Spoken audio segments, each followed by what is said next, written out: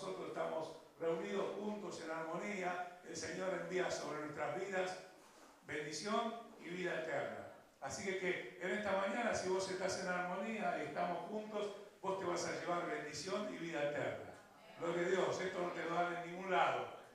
No hay ninguna marca que pueda promocionar diciéndote, te vamos a dar esto porque esto solamente viene de Dios y de su poder operando en nuestras vidas. Y yo quiero compartir con ustedes un versículo que se encuentra en Gálatas 5:1 y quiero hacer una distinción, ¿no? Nosotros venimos a la escuela bíblica y cuando venimos a la escuela bíblica la enseñanza de la palabra afecta a nuestro intelecto, nos formamos, tomamos conocimiento de la palabra que nos sirve en gran manera para que nosotros podamos vivir esa palabra, que no es solamente que nos paramos y cantamos y celebramos, sino que también aprendemos del Señor, tomamos las armas, esas armas que nos van a ayudar a enfrentar la lucha de todos los días, y eso lo hacemos también mediante el conocimiento de la palabra. En cuanto a la predicación tiene como objetivo llegar al corazón, al alma, busca llegar al alma, de tal manera que dijo el Señor que agradó a Dios salvar a las almas a través de la locura de la predicación, ¿no? Son dos cosas diferentes.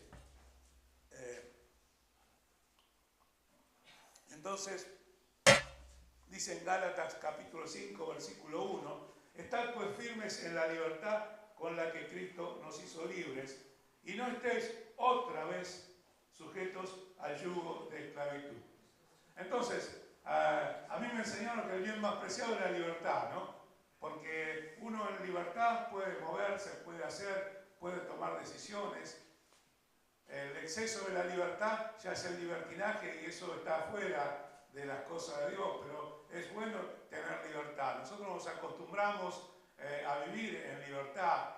Gracias a Dios tenemos este hermoso país donde podemos tener la puerta abierta, con la iglesia toda pintadita, nueva, no sé si alguien se dio cuenta, y podemos disfrutar junto de la presencia del Señor, podemos invitar a las personas, pero hay lugares que no tienen esta libertad.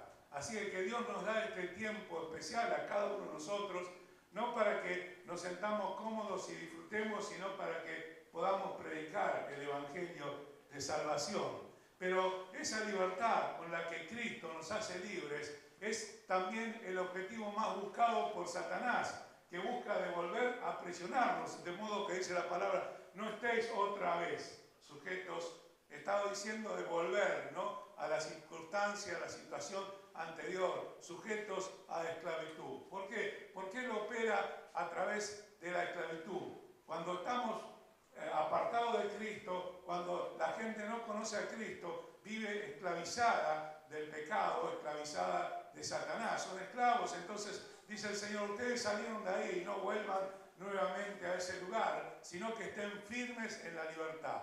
Pero lo que quiero resaltar es que el enemigo está interesado en quitar esa libertad a través de la opresión. ¿Y cómo nos oprime, cómo oprime la vida de la gente? Cuando nosotros le damos lugar a que Él opere en nosotros, cuando abrimos nuestros oídos a aquella predicación que no es de Cristo y es la que el enemigo busca hacernos. Mirá lo que dijo, fíjate que esto no es así, mirá que esto no es tan así, mirá que esto no te conviene, mirá que te quieren hacer tal cosa, ¿no? Pero nosotros tenemos que tener nuestros oídos abiertos a la voz de Cristo, a la palabra de Dios. Entonces, ¿cómo es que el hombre pierde la libertad? ¿Cómo es que el enemigo busca de quitar esa libertad? A través de la tentación. Esa es el arma que Él usa para tomar territorio en nuestras vidas. Yo siempre hago un ejemplo de vos tenés un terreno, ¿no? Y tenés el terreno de 10 por 30 y es tu casa y ahí vivís y tenés tu quintita, haces un galponcito en el fondo, tenés arregladito y todo, pero cuando viene alguien y se te instala en un lugar de la casa, no estás más cómodo, porque hay alguien que está metido en ese lugar y está tomando control de un área de ese terreno que sería nuestra vida. El enemigo busca instalarse en nuestras vidas a través de esto. ¿Y cómo lo hace? A través de la tentación. Y dice la palabra de Dios en Santiago, capítulo 1, y yo lo voy a leer los 3 versículos, porque no hay, yo traté de reducir un poco, pero no hay forma. Dice, bienaventurado el varón que soporta la tentación, porque cuando haya resistido la prueba, recibirá la corona de vida que Dios ha prometido para los que le aman. Cuando alguno es tentado, no diga que es tentado de parte de Dios, porque Dios no puede ser tentado por el mal ni él tienta a nadie. Muchas veces la gente cae en esto. Ah, el Señor me está tentando, ¿no? No sé si alguna vez lo escucharon. Esto es una mentira de Satanás. Dice, cuando alguno es tentado, no diga que es tentado de parte de Dios, porque Dios no puede ser tentado por el mal, ni él tienta a nadie. Sino que, y acá viene lo importante, sino que cada uno es tentado cuando en su propia concupiscencia es atraído y seducido. Y acá viene la importancia de estar metidos en las cosas de Dios, ¿no?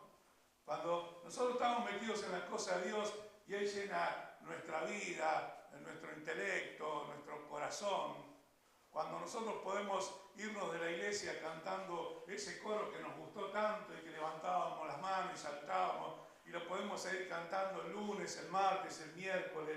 Entonces, todos aquellos pensamientos, porque el enemigo puede traer pensamientos a nuestra mente, pero nosotros no estamos obligados a tomar esos pensamientos porque tenemos la capacidad de rechazar esos pensamientos, ¿no?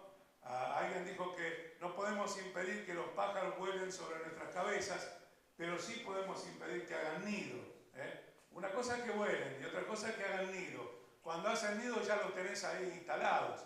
Entonces, es importante que nosotros trabajemos en este aspecto. ¿Por qué? Para cuidarnos de que aquel bien tan preciado que es la libertad con la que Cristo nos hizo libres, no nos sea arrebatado por el enemigo, sembrando a través de alguna concupiscencia que viene a través de un pensamiento, a través de algo que vemos, que leemos, algo que nos llama la atención y que nosotros sabemos que eso no es del Señor, pero comienza a atraernos, y dice la palabra que después que es atraído, es seducido. Cuando estás seducido, ya estás sujeto allí a esclavitud, porque ya fuiste seducido. Entonces, ahí radica el arma que Dios nos da para luchar contra esto y nos advierte. Entonces dice, después la concupiscencia, después que ha concebido, da a luz el pecado, y el pecado, siendo consumado, da a luz muerte. Entonces, cuando nosotros hacemos que le damos espacio al enemigo para que él empiece a trabajar esos pensamientos y los comenzamos como a querer filosofar, ¿no? No está tan malo, los tiempos cambian, las cosas son diferentes, pero la palabra de Dios no cambia a través del tiempo. El Señor no dijo que se iba a ir adaptando a la sociedad, a la evolución o a la involución, sino la palabra de Dios es la misma, ayer, hoy y por los siglos. Entonces, Dios sigue, como dijimos el último domingo, que Él puso en nosotros un espíritu que nos anhela celosamente. Ahora bien, vamos a ver tres casos brevemente de tentación, ¿no? Vamos a ver primero a David. David y aquella tentación en la cual él cayó y le acarreó problemas por todo el resto de su vida, ¿no? Porque el Señor te perdona, pero muchas veces las consecuencias quedan. Aquellas cosas que vas a seguir arrastrando por el resto de tu vida, aunque el Señor te haya perdonado, porque ya la consecuencia quedó. Entonces vamos a ver allí en 2 Samuel, capítulo 11, versículo del 1 al 4.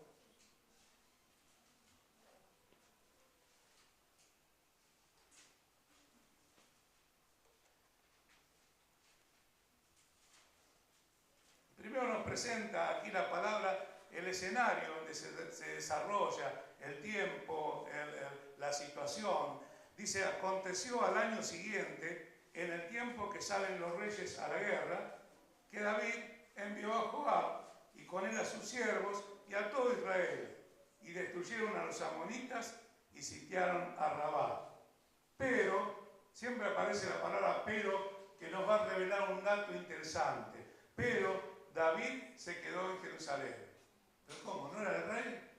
¿Y no era que el tiempo era el tiempo de los que los reyes salen a la guerra? ¿Y por qué David se quedó en Jerusalén? ¿Por qué envió a sus valientes, envió a su pueblo, envió a sus guerreros y él se quedó allí en Jerusalén? Pero, ¿cómo puede ser esto? Y dice, y sucedió un día que al caer la tarde, se levantó David de su lecho y se paseaba sobre el terrado de la casa real y vio desde el terrado a una mujer que se estaba bañando. Primer punto, miró. Y nosotros tenemos que aprender que cuando hay algo que nos atrae y sabemos que nos hace mal, no lo miremos, ¿no? Si yo sé que pasa algo por la vereda que me llama la atención, voy a mirar para el otro lado. No me voy a decir, bueno, total miro. No, porque ese mirar te comienza a captar. Te comienza a captar. Y cuando sigues trabajando durante la noche, cuando vas a dormir, esa captación primera comienza a hacer su obra de seducción. Y vos te fuiste a dormir y el pensamiento siguió trabajando en tu mente. Y entonces dice la palabra que David, después de dormir la siesta, se paseaba y vio a una mujer que se estaba bañando, la cual era muy hermosa. Era muy hermosa, pero tenía un marido. Y precisamente el marido estaba peleando en la guerra que David no fue porque se quedó a dormir la siesta. Entonces, acá viene el segundo avance. David envió a preguntar por aquella mujer y le dijeron, aquella es Betsabé, hija de Eliam, mujer de Urías, heteo. Y David envió mensajeros y la tomó y vino a él y durmió con ella. Y después, bueno, hasta ahí llegamos. Estaba en el lugar equivocado, David. Estaba en el lugar equivocado. Estaba en el lugar del ocio. Y alguien dice por ahí que no está en la Biblia, pero que el ocio es el padre o la madre de todas las enfermedades, ¿no? Cuando estamos ociosos, cuando no trabajamos, cuando no hacemos nada, solamente vienen pensamientos porque es la tierra fértil del enemigo. Si David hubiese estado involucrado en la batalla, no le hubiese pasado todo esto. Y ni hablar de las cosas que vinieron después. Ese momento que él estuvo allí con quien no le correspondía, le trajo problemas que duraron años y años, sufrimientos, pesares, desgarros del corazón. Sin embargo, cuando tuvo que hacerlo, no lo pensó, estaba en el lugar equivocado. Pero ahora vamos a ver otra situación. Vamos a ver la situación de un muchacho que predicamos poco acerca de él, pero que su vida es un ejemplo de valentía, de fidelidad, de amor a Dios, de amor puesto por Dios en los corazones para con su familia. Y vamos a mirar en Génesis capítulo 39,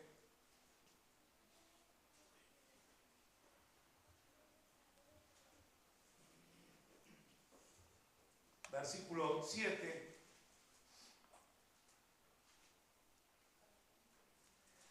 Dice la palabra, aconteció después de esto,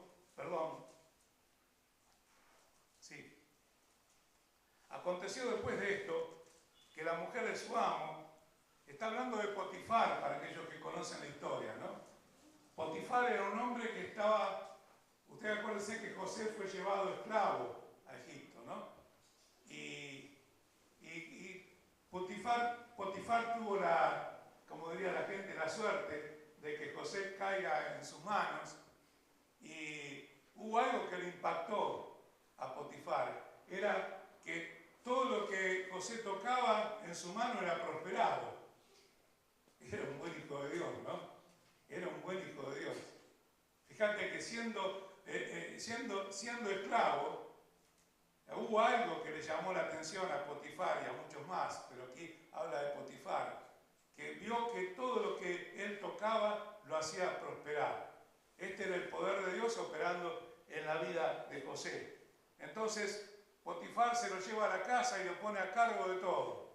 Y ahí viene el versículo, porque si lo leemos así solo no vamos a enganchar la historia. Aconteció después de esto que la mujer de su amo, de Potifar, puso sus ojos en José. Acá es al revés la historia. Puso sus ojos en José y le dijo, ven conmigo, ustedes van a leer en la palabra. Dice, y él no quiso y dijo a la mujer de su amo, he aquí que mi señor no se preocupa conmigo de lo que hay en casa y ha puesto en mi mano todo lo que tiene. No hay otro mayor que yo en esta casa y ninguna cosa me ha reservado sino a ti, por cuanto tú eres su mujer. ¿Cómo pues haría yo este tan grande mal y pecaría contra Potifar? Ah, bien. Pecaría contra Dios. Ustedes porque lo tienen ahí, si no, yo quería ver cómo estaban de atentos. Y pecaría contra Dios. O sea, ahí está el poder del testimonio. ¿Cómo pecaría contra Dios? Entonces, no terminaba ahí la tentación. Yo no voy a preguntar cuántos, antes de que la mujer de Potifar le diga, ya le hubiesen dicho todo el abecedario, ¿no? No voy a preguntar, pero no termina ahí la cosa, sino que la mujer de Potifar lo sigue picoteando todos los días. Dice, hablando ella a José cada día y no escuchándola él para acostarse al lado de ella, para estar con ella, aconteció que entró él un día en casa para hacer su oficio, su trabajo, y no había nadie de lo de la casa allí. Y ella lo asió de su ropa, diciéndole, duerme conmigo. Entonces, José dejó su ropa en la mano de ella y huyó y salió. Salió desnudo, porque si dejó la ropa, salió desnudo, pero salió ileso. Salió ileso. Hasta ese momento. ¿Por qué? Porque estaba cimentado en Dios, porque sabía en quién había creído, sabía que su vida era más que la importancia que podía tener para la gente que lo rodeaba, pero sabía que él servía a Dios por sobre todas las cosas.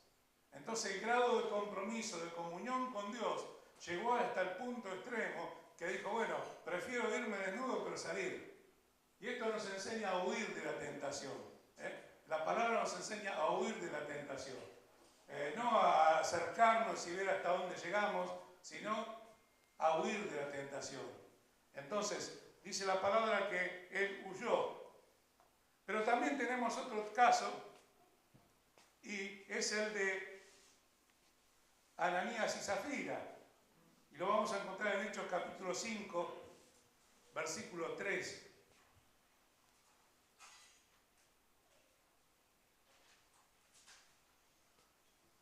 Dice, y dijo Pedro, Ananías, ¿por qué llenó Satanás tu corazón para que mintieses al Espíritu Santo y sustrajeses del precio de la heredad?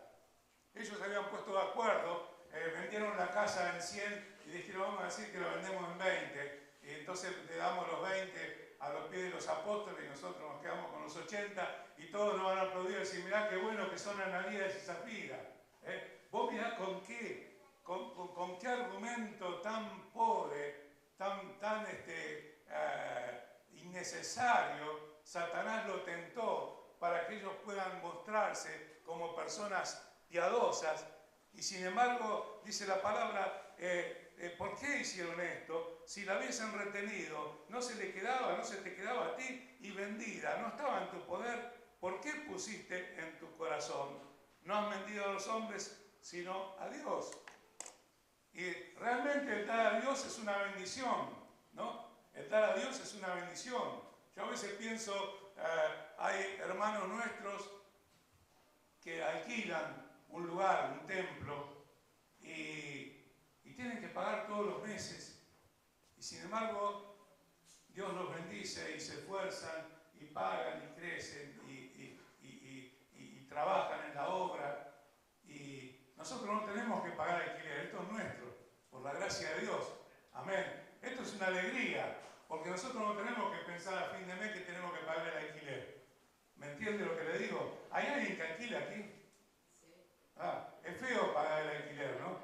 Nosotros cuando recién nos casamos fuimos a alquilar y era porque se iba casi un sueldo en el alquiler. Pero el Señor acá nos dio esto, es nuestro, es para nosotros, es una bendición. ¿Por qué? Porque alguien algún día tiene que contar la verdadera historia, ¿no? Como dice alguna canción de por ahí. Hubo hermanos que donaron sus propiedades para que la iglesia tenga lo suficiente para comprar este lugar, entre otros, este lugar, la Quinta y otros cuantos lugares más, ¿no? Porque fueron hermanos que amaron al Señor, amaron la iglesia y dijeron, yo esto lo voy a dejar para la iglesia, y la iglesia lo administró, y gracias a Dios que Dios nos dio las cosas que nos dio. Pero la importancia de dar a Dios sin que Dios te lo exija, porque Dios no te dice, si no diezmas, no vas a entrar al cielo. No, el diezmo es una bendición económica, es un resguardo que Dios da para que el devorador no te coma vivo. Y cuando digo el devorador te coma vivo, no te come solamente el bolsillo, sino un montón de cosas más. Pero la palabra no dice en ningún lado que porque no diezmes no vas a ir al cielo. Pero aquellos que diezman saben de la bendición de Dios porque la comprueban todos los días, cómo Dios resguarda y es fiel a través de los años. Pero acá ellos habían sido tentados y habían dicho, vamos a hacer así, y la gente va a decir que mirá, Ananías y Zafira, qué buenos que son. Pero el Señor conoció sus corazones. Entonces, la tentación que ellos no pudieron soportar, querer ser. Entonces vamos a ver cómo es esto de la tentación de Dios, la tentación de Satanás para con nosotros. Puede ser de muchas causas. Puede ser el amor al dinero, es una de las causas, ¿no? Que amamos tanto y somos tentados y somos seducidos, entonces tenemos trabajo. Y como tenemos trabajo ya dejamos de servir al Señor porque no podemos, o lo hacemos cuando nos queda bien. Somos tentados y somos seducidos porque queremos estar mejor. Y esto está bueno, esto está bueno. Yo he tenido hasta 3 trabajos a la vez y he servido a Dios. Nunca dejamos de servir al Señor. En todos los años de nuestra vida, en la iglesia, nunca lo dejamos de hacer. Y eso no es que seamos ejemplo de nada, porque nosotros aprendimos hoy en la escuela bíblica de quién tiene que ser nuestro ejemplo, ¿no? Pero servir a Dios es la prioridad en nuestra vida. También otra tentación puede ser necesitar ser aprobado socialmente. Entonces yo busco de caer en aquello que me lleva a hacer lo mismo que toda la gente para que me digan, ah, qué bueno, qué agradable, qué lindo es poder estar con esta persona. Pero me olvido que tengo que agradar a Dios por sobre todas las cosas.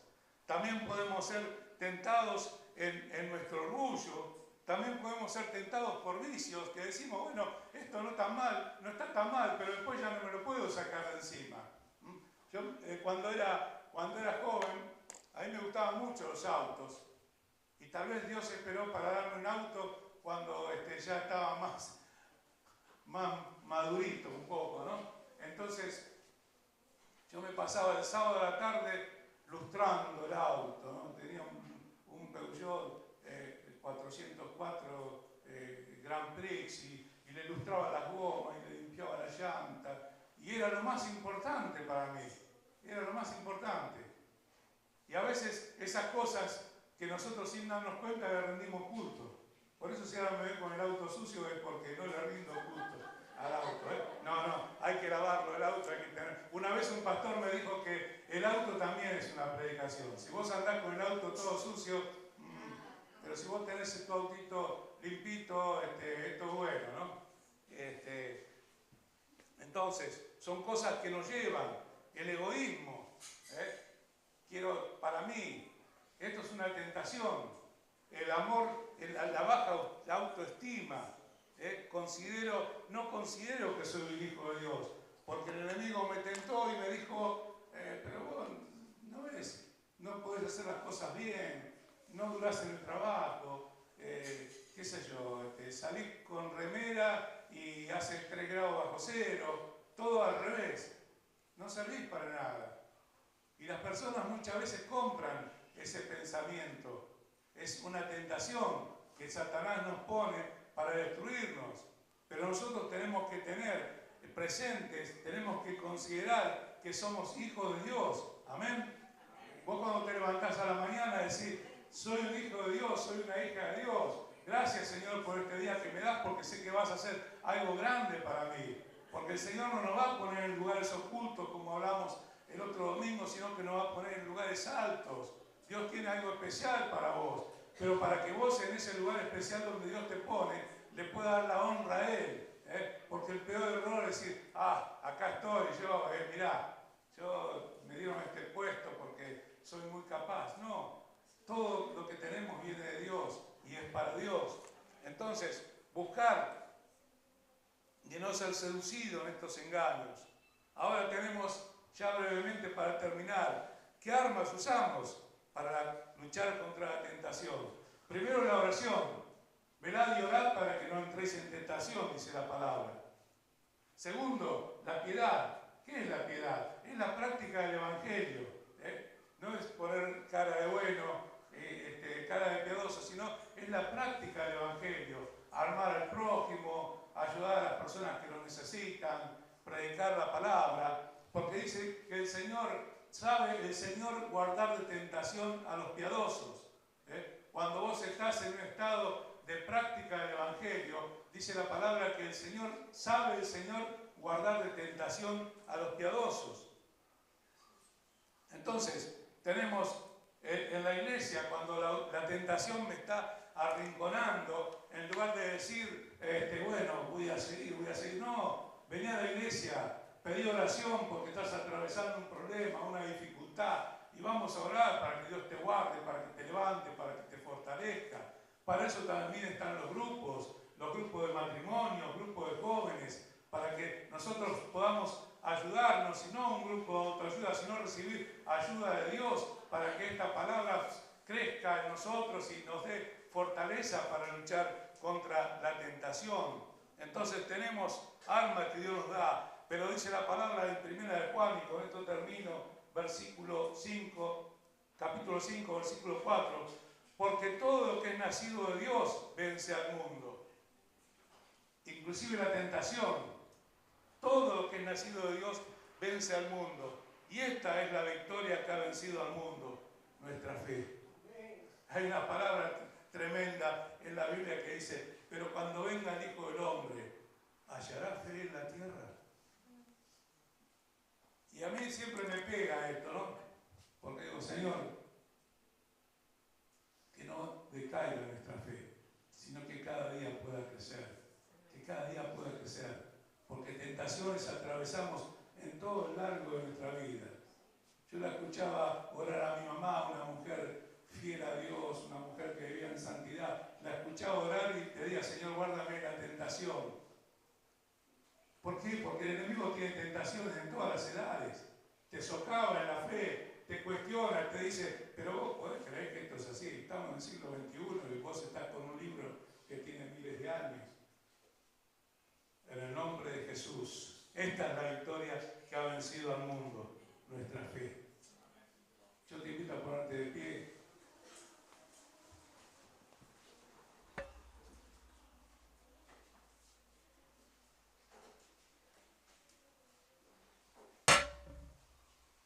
La fe viene por el oír de la palabra de Dios. Y vos podés poner unos auriculares, estamos en el siglo XXI, y te pones la Biblia, que te lea la Biblia mientras vos vas andando, haciendo. Podés escuchar una canción que glorifique a Dios. Podés sentir la presencia del Espíritu Santo, aunque estés trabajando, aunque estés viajando, aunque estés haciendo cosas. Porque eso va a aumentar nuestra fe. La fe viene por el oír de la palabra de Dios. La palabra de Dios es poderosa, es eficaz. Abre milagros, abre puertas, cambia vidas, sana a los enfermos. Amén. Yo creo que eso. Liberta a los endemoniados. Los endemoniados, algunos piensan que son aquellos que andan como el gadareno, y hay muchos endemoniados que ya no andan como el gadareno, pero que están endemoniados. Pero si el Señor sigue siendo el mismo, la sangre de Cristo tiene poder para obrar poderosamente, para bendecir tu vida, para abrir esa puerta que vos estás esperando. Pero qué importante que te puedas arrodillar en la presencia del Señor y decir: Señor, mirá, yo tengo tantos pensamientos en la cabeza, pero necesito que vos me muestres cuál es mi lugar, cuál es mi ministerio, cuál es mi trabajo, cuál es mi profesión, cuál es aquella cosa que tengo que estudiar, a dónde tengo que ir a golpear la puerta para conseguir lo que necesito. El Señor está. El Señor está. Nosotros creemos que el tiempo hizo perder muchas cosas, pero el Señor sigue siendo el mismo para bendecir tu vida, para que en esta semana que vas a comenzar puedas gozarte en la presencia de Dios, para que el miércoles puedas traer un testimonio, decir: el Señor me cambió de esto, el Señor abrió esta puerta, el Señor me sanó la rodilla, la pierna o lo que sea, porque el Señor sigue siendo el mismo. Y Él está esperándote para abrazarte, para bendecirte, para animarte. No tengas miedo, no tengas, dice la palabra, no temas. El Señor lo repite muchas veces, sino aferrate a Dios. Viví el evangelio de poder del Cristo vivo, que si murió en la cruz del Calvario, resucitó en poder, en gloria, en autoridad. Es el Dios de milagros, el que vive y permanece. Señor, te damos las gracias en esta mañana que nos da, Señor, para estar juntos en tu casa, para alabarte, para bendecirte, para alegrarnos, Señor, para cantar canciones de adoración a vos. Gracias por cada una de mis hermanas y hermanos, Señor, que en esta mañana vinieron, Señor, y pusieron este tiempo para honrarte a vos, Señor, para darte las gracias a vos, que sos el grande, el fuerte, el poderoso, sos aquel Jehová de los ejércitos, Señor, y hoy seguís siendo el mismo. Señor, te bendecimos. Señor, te pedimos que nos fortalezcas, Señor, para que el enemigo no esté coartando nuestra libertad, sino que podamos estar firmes en la libertad con que vos nos hiciste libres a través de la obra redentora de la cruz del Calvario, Señor. Señor, en esta mañana te pedimos que estés tocando los corazones, Señor, que estés abriendo nuestras mentes, Señor, que estés abriendo nuestro espíritu para que podamos entender aquello que vos tenés para cada uno de nosotros. Señor, para que podamos creer que vos estás firme como un poderoso gigante, pero que también nos ves como a hijos tuyos que somos, Señor. Que nosotros podamos verte a vos como Padre, que podamos sentir tu abrazo, Señor, tu fortaleza, tu cuidado, tu protección, Dios mío. Señor, bendice a mis hermanas, a mis hermanos, bendecidos, Señor, dales una semana de victoria, Padre. Señor, que el gozo sobreabunde para que haya fortaleza en los corazones, papá. Señor, te damos las gracias, te bendecimos y te pedimos estas cosas en el nombre de Jesús. Amén. Amén.